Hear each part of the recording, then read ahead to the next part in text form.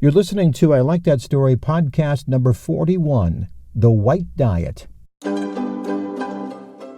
Today's story brought to you by Evolution Consulting, nationwide image professionals for styling, speaking, and stage. Today's story is more an observation on the eating habits of Americans, and more specifically, me. I love to eat, and so I pay a lot of attention to food. Now when I buy stuff in the grocery store, the letters describing the food inside as gluten-free, low-carb, or organic are twice the size of the letters that actually tell you what you're eating.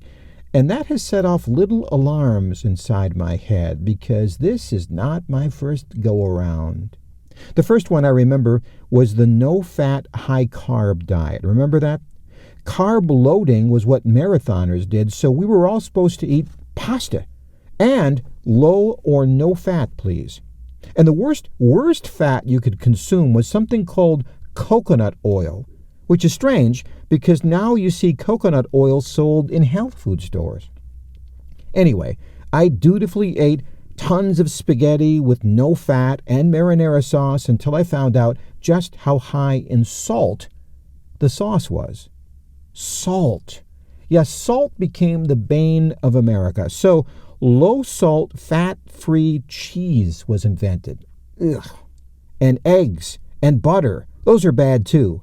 Enter egg beaters and margarine and liver. We had to eat liver when I was a kid, and then I was told that it was loaded with even more cholesterol than eggs.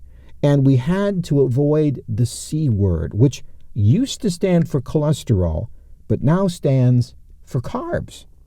Carbs are now the new enemy. Counting them is important, and protein and fat was good now. I remember bringing an apple to work and hearing a friend say in horror, "Do you know how many carbs are in that thing?" For his lunch, he was eating 8 strips of bacon. And coffee. I've been on and off coffee like an elevator. So if people are telling you what you should eat now, I just suggest you take it with a grain of salt. A salt substitute. Because not only is it slippery ground, the food companies are working on those very same fads. Remember, there was a cookie about 20 years ago that was huge because it had no fat in it. The company made a fortune giving people what they wanted, a no-fat cookie. But the cookies were still loaded with calories from sugar, and they gained even more weight. And now it's gluten-free and organic.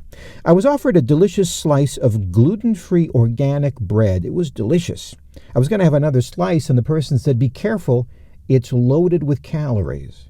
And so the merry-go-round continues. For example, have you heard of my new miracle diet, Dr. Gould's White Diet?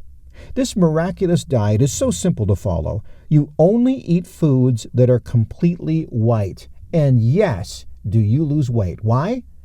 Because there aren't that many things you can eat that are completely white. But let's say I wrote that book, and let's say it became a bestseller.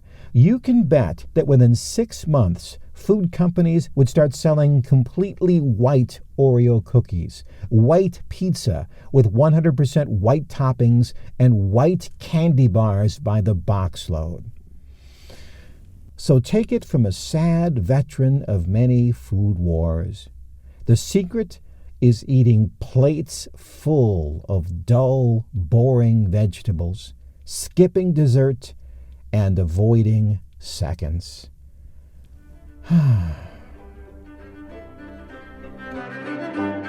Thanks for listening. As you can tell, I believe in the power of a good story. Story changes lives and encourages people to overcome obstacles and live lives of peace, passion, and purpose, whatever that might look like to them.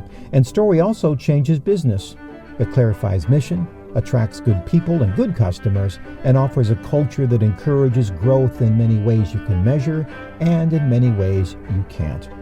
To find out more about what I write or where I speak, you can find me on my website, ilikethatstory.net. Until next time, God bless.